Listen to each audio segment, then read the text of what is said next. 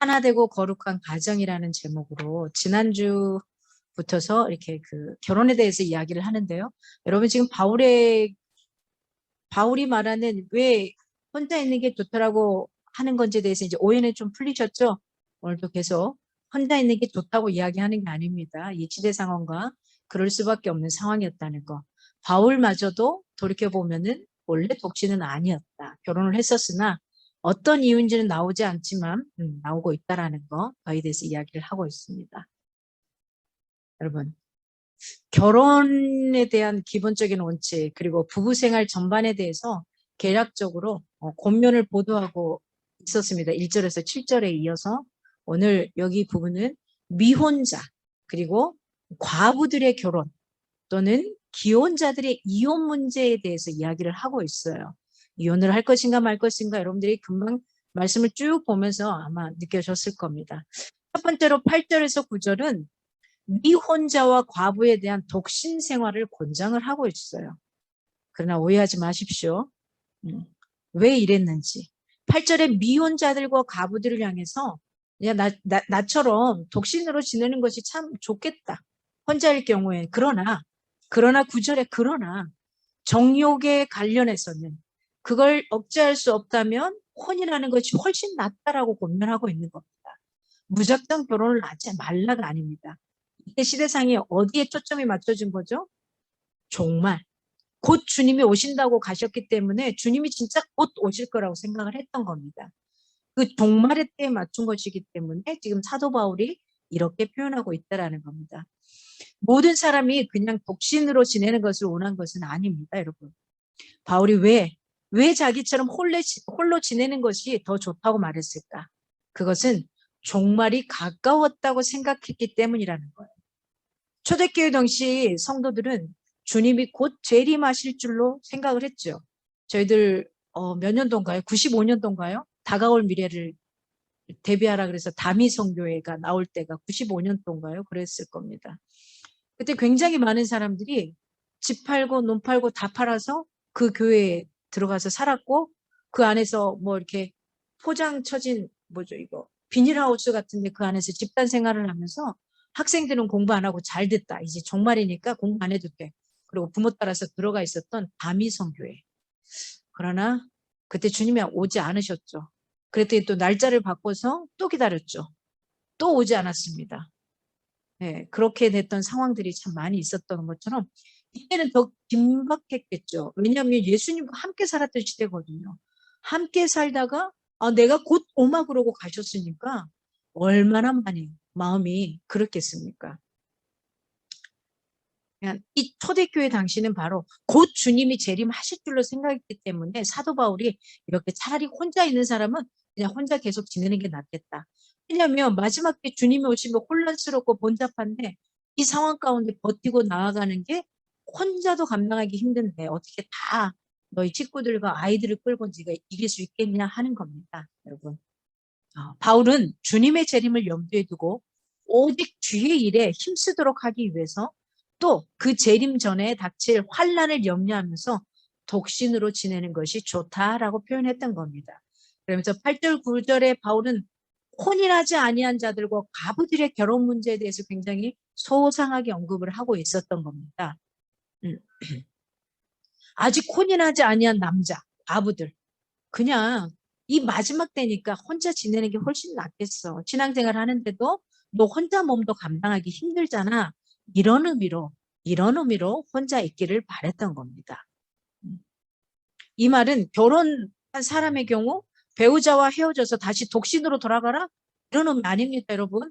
결혼한 사람들은 그걸 잘 지켜가되 아직 하지 않은 사람들은 주님이 곧 오실 테니까 그러면 힘드니까 너 한 몸도 힘드니까 그래서 혼자 지내는 게 좋다라고 표현했던 겁니다. 성도들은 죄를 예방하는 생활을 해야 합니다.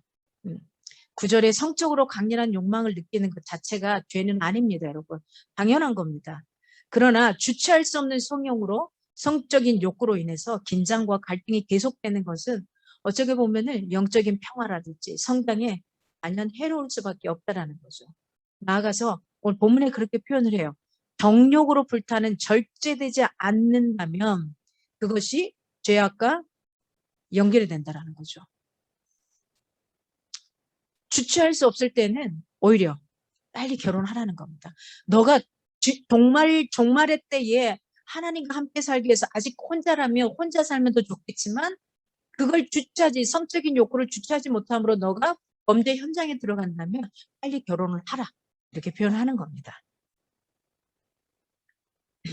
그럼에도 불구하고 바울은 자신의 성적인 본능을 충족하기 위해 결혼해야 하는 경우보다는 성적인 욕망을 절제할 수 있어서 결혼하지 않아도 되는 자신과 같은 상황이 사실은 더 행복한 상태이다. 이 행복한 상태라는 건 결혼을 하고 안 하고의 문제가 아니라 어떤 거예요? 주님이 곧 오신다는 혼란스러운 마지막 때에 그때 하나님 앞에 서가는 그 현상을 이야기하는 겁니다. 결혼을 하고 안 하고의 문제를 이야기하는 게 아니라는 겁니다. 정욕이 불탄다고 한다는 것은 사실은 여기서 뭐 성욕이 끌어올라서 억제할 수 없는 그런 상태를 뜻합니다. 그래서 정욕을 통제할 수 없어서 방치하거나 양심과 충돌하도록 만들 경우에 결국 양심에 죄를 짓게 된다는 것을 암시하고 있는 거죠. 그러므로 이럴 경우는 빨리 바울은 어떻게 하라는 거죠? 종말의 때 주님이 곧 오신다 해도 세상이 혼란스럽다 해도 어떻게 하나 결혼하라. 그게 홀났다 이거죠. 여러분 생각해보세요. 1960년 1950년 6월 20일 전쟁통에 아이들이 얼마나 많이 낳았는지 아십니까? 네. 굉장히 많이 낳았어요. 전쟁이고 뭐가 아무 상관이 없어요. 인간에게 주어진 당연한 성적인 욕구는 누구에게나 나오는 겁니다, 여러분. 그건 부끄러운 것이 아닙니다. 당연한 건데 그걸 참을 수 있고 내가 이끌어 갈 수 있느냐 아니면 그걸 참기가 힘들고 갈 수 없느냐 거기에 따라서 네가 혼자 살면 좋겠고 혼자 살지 않으면 좋겠다고 표현하는 겁니다. 결혼을 하라 말라의 이야기가 아닙니다, 여러분. 저는 이제 아직 싱글이다 보니까 사람들이 이 표현을 참 많이 해요. 사도 바울이 혼자 사는 게 좋다고 표현했다. 이런 의미가 아닙니다. 기억하십시오. 이 말은 사도 바울이 이야기했던 건 그런 의미가 아니라는 거. 종말의 때에 하나님 앞에 우리가 어떻게 서야 되는지에 대해서 이야기하는 겁니다. 여러분, 결코 결혼은 죄가 아닙니다. 각각 하나님께 받은 인사대로 영광을 돌리면 되는 겁니다. 그래서 오늘 10절에서 11절은 성도 간에 결혼한 부부를 향해서 뭘 하지 말라고 명령을 합니다. 뭘 하지 말라. 이건 내 뜻이 아니라 하나님의 말씀하시는 주가 말씀하시는 거다 표현하면서 사도 바울이 이야기하는 게 있습니다. 뭐 하지 말라? 이혼은 하지 말라라고 표현합니다. 이혼을 금지하라고 표현하는 겁니다. 10절에 주께서 직접 명령하신 대로 결혼한 사람들은 이혼하지 말아야 합니다. 11절에 부득이 그 명령을 어긴 경우는 재혼하지 말고 그대로 있든지 아니면 재혼하려면 누구와? 헤어졌던 그 배우자와 다시 재결합하라 이렇게 표현을 하고 있습니다. 10절에 바울은 앞서 혼인하지 않은 자들 그리고 가부들은 그냥 지내는 것이 좋다. 그렇지만 정욕을 참을 수 없다면 빨리 결혼해라. 빨리 결혼해라. 그건 나이와 뭔 상관이냐. 빨리 결혼해라. 이렇게 밝히고 있어요. 그렇다면 결혼은 했지만 결혼 생활에 필요를 못 느끼는 이들은 어떻게 해야 할까? 어떻게 해야 할까요? 그들은 이미 서약한 결혼을 취소하고 별거나 이혼을 해야만 할까요? 여러분, 바울은 굉장히 강력한 논증을 도입합니다. 주님의 권위를 힘입은 논증이기 때문이라는 거죠. 내가 이렇게 말하는 것은 사도 바울인 사람인 내가 말하는 게 아니라 주가 이르기를 주님이 말씀하신다는 그 논증을 가지고 와서 이야기하는 겁니다. 주님께서 결혼에 대해 언급한 본문들이 마태복음 5장 31절, 32절, 마태복음 19장 3절에서 12절, 마가복음 19장 2절에서 12절, 누가복음 16장 18절, 기타 등등등 굉장히 많은 구절들이 나옵니다. 특히 마가복음 19장 2절에서 9절에서는 이혼에 대해서 주님의 단호한 입장이 굉장히 극명하게 드러나는데요. 주님께서는 이렇게 표현합니다. 그러므로 하나님께서 짝지어 주신 것을 사람이 나누지 못할지니라. 이렇게 말합니다. 교회 결혼식을 하신 분들은 아마 목사님들 주례에 기본으로 나오는 단골 멘트죠. 그러므로 하나님께서 짝지어 주신 것을 사람이 나누지 못할지니라. 왜냐하면요. 결혼은 여러분 기억하십시오. 결혼은 계약이 아닙니다. 어떤 조건을 따져서 이렇기 때문에 너와 내가 만나서 결혼하기로 합의하다가 아니에요. 결혼은 계약이 아니라 언약이라는 거죠. 언약이라는 건 영원한 약속이에요. 그래서 인간이 누구도 하나님이 짝지어 주신 것을 나눌 수 없다라고 표현하는 겁니다. 그러나 요즘 태세는 참 언약보다는 계약의 조건이 참 많은 것 같습니다. 그러다 보니 쉽게 깨어지고 쪼개지는 걸 보는 것 같습니다. 그러나 저와 여러분, 기독교 윤리 의식을 갖고 살아가는 저와 여러분, 하나님을 믿는 저와 여러분은 결혼은 계약이 아니라 어떤 조건에 의해서 만들어진 것이 아니라 그래서 조건이 맞지 않으면 헤어지고 깨어질 수 있는 관계가 아니라 언약이라는 거, 영원히 끝나지 않는 거라는 거, 그 언약은 지켜가야 된다는 거, 끝까지 이걸 기억할 수 있기를 원합니다. 본문에서 바울이 그리스도인의 이혼관을 체계적으로 다루고 있는 것이 아니라 기혼자들에게 이혼하지 말라는 사실은 원론적인 측면에서 그냥 요 언급하는 정도, 이 정도로 이야기하고 있습니다.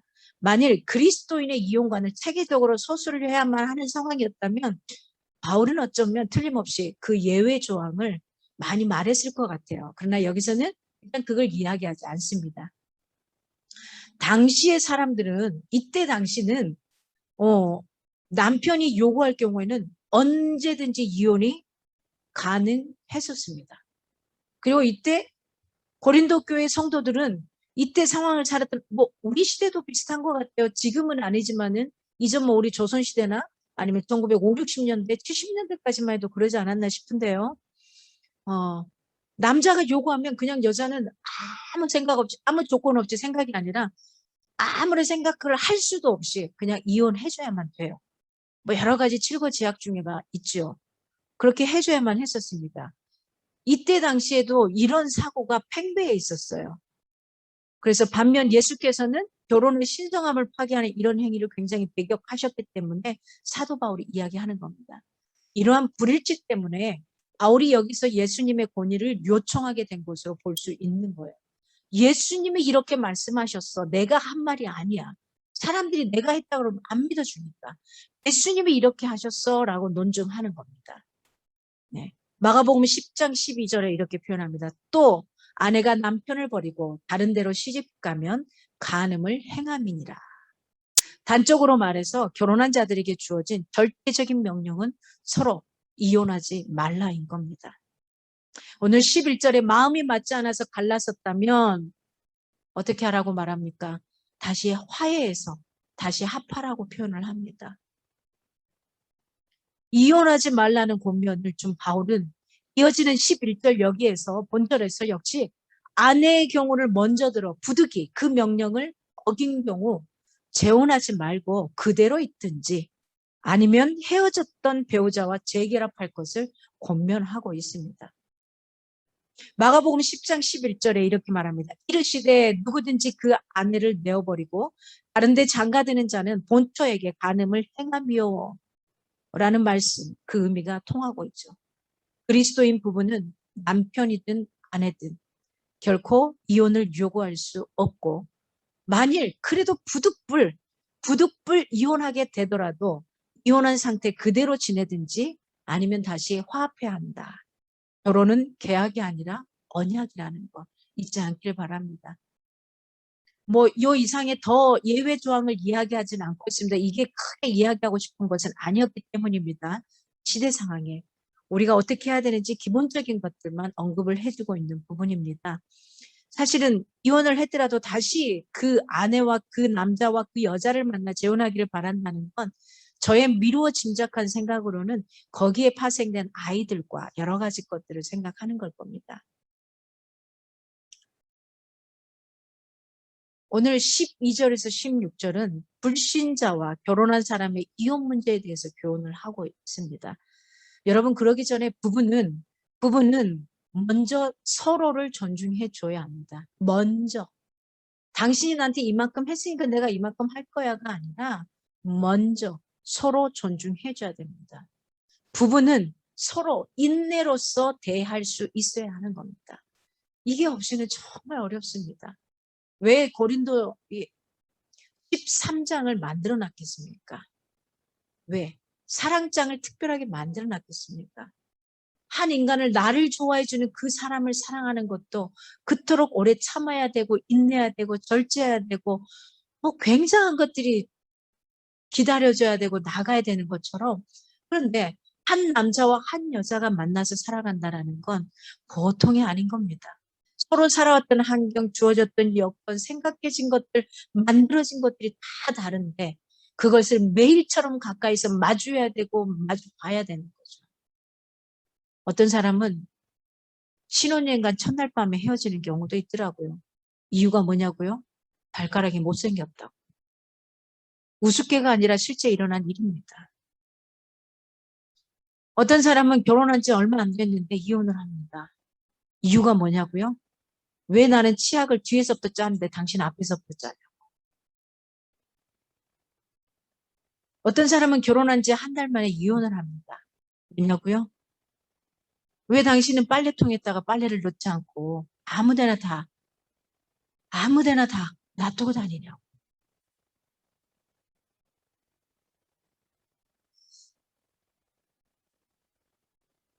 여러분, 부부라는 것은 이 모든 과정들, 생각들, 그동안 살아왔다 있었던 것들을 일단은 다 인정하는 겁니다. 서로 인정을 해주는 겁니다. 그 상황과 여러 가지 조건들, 입에 맞았던 음식들 다 다르겠잖아요. 경험했던 것들, 공부했던 것들, 정형화되었던 모든 생각들 다 다르잖아요. 그걸 서로 인정해주고 그 다음에 서로 맞춰가기 위해 노력하는 겁니다.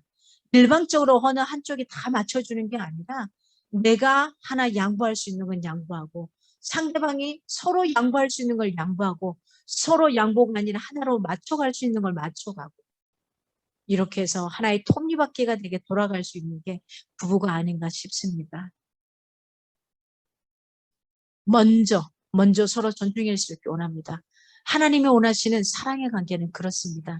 오래 참아내야 되고요. 인내라는 게, 절대라는 게, 화냄이라는 게 이런 것들을 다 자제하고 수그러들고 내려놓고 나아가야지만 되는 것들입니다. 오늘 불신자와 결혼한 사람의 이혼 문제에 대해서 12절에서 16절에 이야기를 합니다. 이제 주께서 직접 명령하신 기준이 없는 문제, 곧 불신 배우자를 둔 사람들에 대해서 교훈하고자 한다고 밝혀요. 주님이 말씀하진 않았지만 사도 바울은 내가 이렇게 표현한다는 거죠. 불신 배우자도 배우자가 원하지 않는 한 이혼해서는 안 된다는 거예요. 불신 배우자가 믿는 배우자의 영향을 통해서 거룩하게 될 수 있다는 겁니다. 그러나 불신 배우자가 이혼을 원하는 경우 응하라고 거기에 대해서 응하라고 이야기를 해요. 그러나 하나님 합평 중에 성도를 부르셨음과 불신 배우자의 구원의 가능성을 언급함으로써 이미 결혼한 자들은 가급적인 이혼을 피할 것을 권면하고 있습니다. 부부는 하나님이 짝지어 주신 관계로 인간이 나눌 수 없다라는 거 기억하시기 바랍니다. 그저 우리가 좋아서 사랑해서 결혼한 것 같은데 만나고 보면 지지고 볶고 뒤에 가서 그토록 힘든 걸 참고 보면은 하나님이 둘이를 짝지어 주신 게 분명하다라는 소리를 많이 듣게 됩니다. 제가 아는 노부부가 있습니다. 그럼 80에 가까워지시는 분이신데 40년이 넘도록 지금도 두 분이 피 터지게 싸웁니다. 말로 써요. 말로 써. 그리고 두 분이 하시는 말씀이 있습니다. 우리는 샴 쌍둥이 같아. 없으면 허전하고 이상하고 보고 싶고 그러나 있으면 너무 좋은데 서로의 의견의 차이가 좁혀지지 않는 거. 40년 이상을 살아도 그렇더라는 거죠. 네. 그렇지만 그 상대를 서로 염려하고 걱정해주고 하는 마음은 더 애절함을 볼 수가 있습니다. 성도 간에 결혼한 부부를 향한 이혼 금지 명령이었다면 10절에서 11절이 오늘 12절에서 16절은 불신자와 결혼한 사람 이 이혼 문제에 대해서 이야기를 하고 있어요. 여러분 현재 불신자와 함께 결혼 생활을 하는 성도들의 경우 상대 배우자가 원하지 않는 한 절대 이혼해서는 안 된다고 사도 바울이 이야기를 합니다. 이러한 원칙은 이혼으로 인해서 야기되는 문제들, 부작용들 이게 있기 때문이죠. 서로 좋아서 결혼을 했지만 서로 안 좋아서 헤어질 경우 그 둘을 통해서 나온 이 세상에 나온 아이들은 어떻게 합니까? 그 아이들은 어떻게 하냐고요? 누구를 따라가야 됩니까? 어디로 가야 됩니까? 어디에 서 있어야 됩니까? 하나님께서 친히 제정하신 제도인 가정의 평화를 이루기 위해서 필히 지켜줘야 하는 것이지만 하지만 더 중요한 이유는 불신 배우자의 구원과도 관련이 있다라는 거죠. 그가 어쩌면 하나님 앞에 갈 수 있는 길을 내가 이혼함으로 인해서 양보해주지 못함으로 인해서 그를 하나님의 사랑으로 끌어안지 못함으로 인해서 그가 하나님께 갈 수 있는 길을 더 막을 수도 있다라는 겁니다. 성도들은 불신 배우자를 감화시키는 사실은 그런 삶을 살아야 되는데 어렵습니다. 쉽지 않습니다. 그렇기 때문에 이야기하는 겁니다. 불신자와 결혼한 그리스도인 배우자가 먼저 이혼을 요구해서는 안 되는 이유에 대해서도 설명하고 있습니다.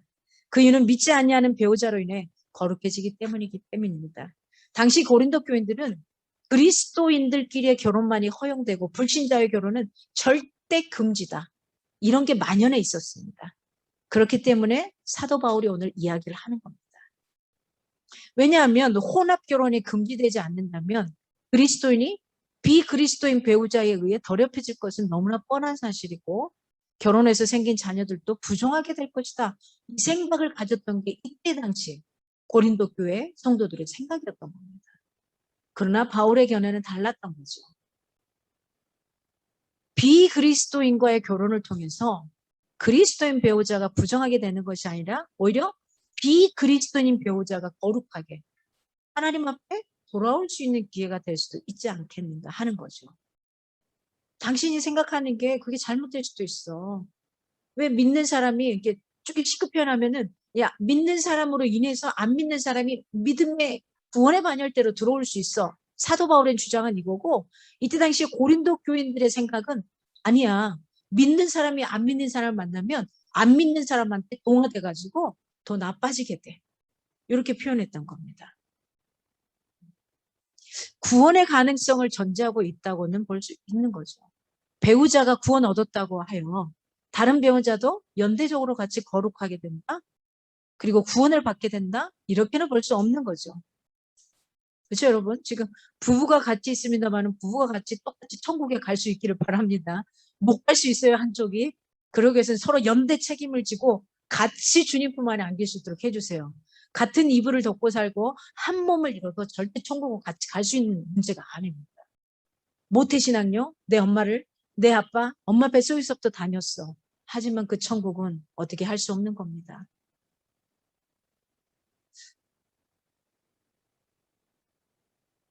여러분, 그리스도인 배우자가 지속적으로 불신 배우자에게 신앙적인 감화를 끼친다면 그 배우자 역시 영향을 받지 않겠습니까?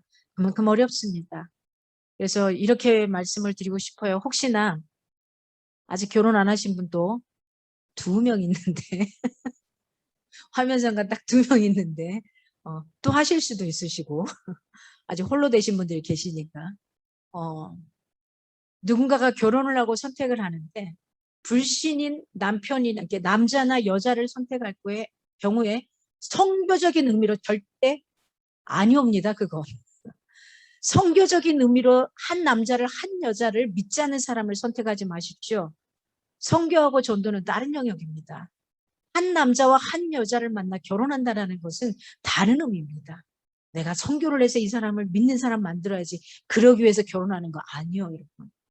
부부는 동등함으로 한 지체로 한 몸으로 같이 만나는 겁니다. 서로 상대에게. 그래서 성교적인 의미로 만나시면 안 된다는 거 이야기를 드립니다. 여러분, 본문은 단순히 한쪽이 불신자인 부부가 이혼하게 된다면 그 자녀가 구원받을 수 있는 기회를 잃게 될 가능성이 크다는 점, 이것을 지적하고 있는 겁니다. 그 아이들은 어디로 갈까요? 현대의 성경에 이런 표현이 있습니다. 그렇지 않고 만일 가족이 뿔뿔이 헤어진다면 그 자녀들마저 주님을 알 수 있는 기회를 잃고 맙니다. 라고 이렇게 의역하고 있습니다.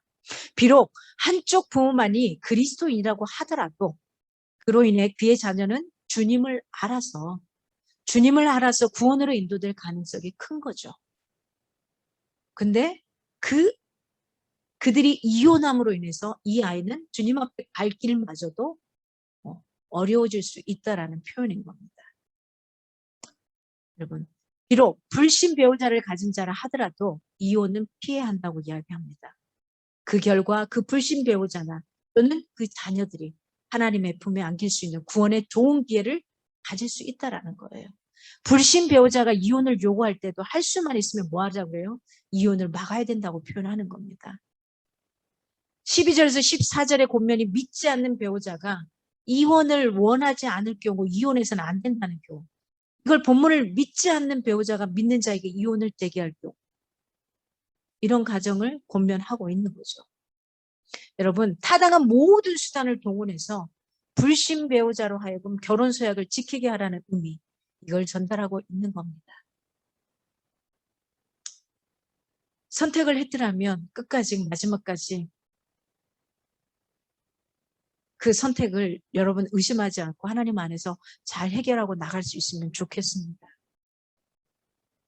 16절에 기독교 신앙을 가지지 않은 자와의 결혼 생활을 거부하는 것, 적어도 타인을 구원할 수 있는 선교적인 상황을 처리하는 것이다, 이렇게 말합니다. 결혼은 선교를 위한 제도가 아니라는 거, 이거 잊지 않았으면 좋겠습니다. 바울은 거기서 분명히 그리스도인 배우자에 의해서 구원의 이룰 희망을 암시하고 있고, 또 당신이 고린도 상황을 감안하더라도 바울이 이혼을 권장하고 있다는 해서 이렇게 하는 사람들도 있는데 그건 아닙니다. 절대. 권장하고 있는 게 아니라는 거. 현대는 이혼이 굉장히 만연한 시대입니다. 제가 어떤 표를 보니까 미국 같은 경우에는 그건 50% 해당된다고 해요. 그리고 이제 그 팬데믹이 19년도에 오면서 전체적으로 코로나가 오면서 가정폭력이 또 심해지게 되고요.